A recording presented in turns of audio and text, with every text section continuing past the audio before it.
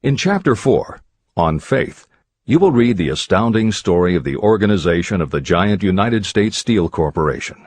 It was conceived and carried out by one of the young men through whom Mr. Carnegie proved that his formula will work for all who are ready for it.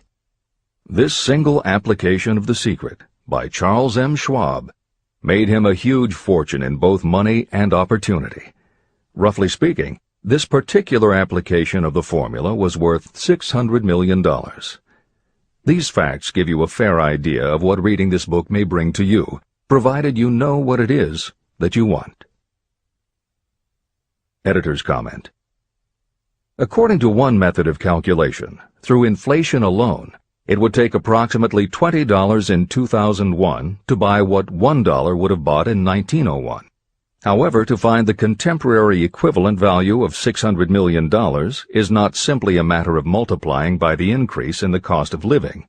Although there are other factors and variables in calculating buying power, even by conservative estimates, the $600 million would translate into at least $12 billion at the beginning of the 21st century.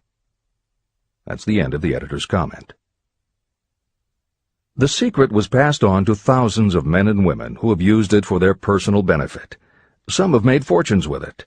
Others have used it successfully in creating harmony in their homes. A clergyman used it so effectively that it brought him an income of upwards of $75,000 a year, approximately $1.5 million in contemporary terms. Arthur Nash, a Cincinnati tailor, used his near-bankrupt business as a guinea pig on which to test the formula. The business came to life and made a fortune for its owners. The experiment was so unique that newspapers and magazines gave it millions of dollars worth of publicity.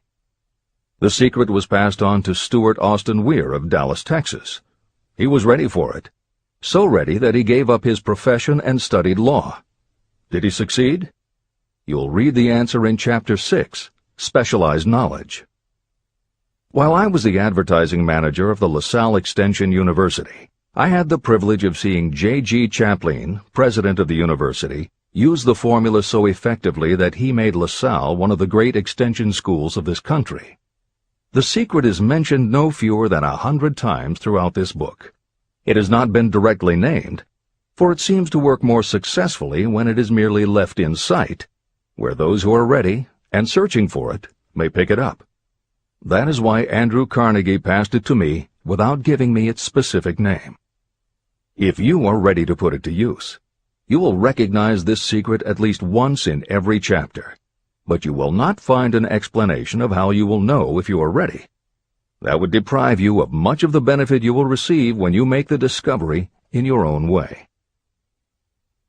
If you have ever been discouraged, if you have had difficulties that took the very soul out of you, if you have tried and failed, if you were ever handicapped by illness or physical affliction, the story of my own son's discovery and use of the Carnegie formula may prove to be the oasis in the desert of lost hope for which you have been searching.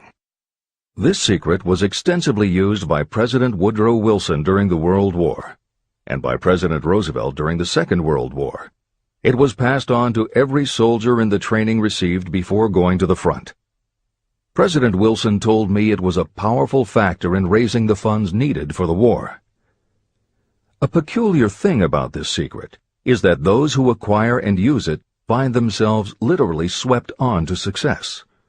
However, as is often pointed out in this book, there is no such thing as something for nothing. The secret cannot be had without paying a price, although the price is far less than its value.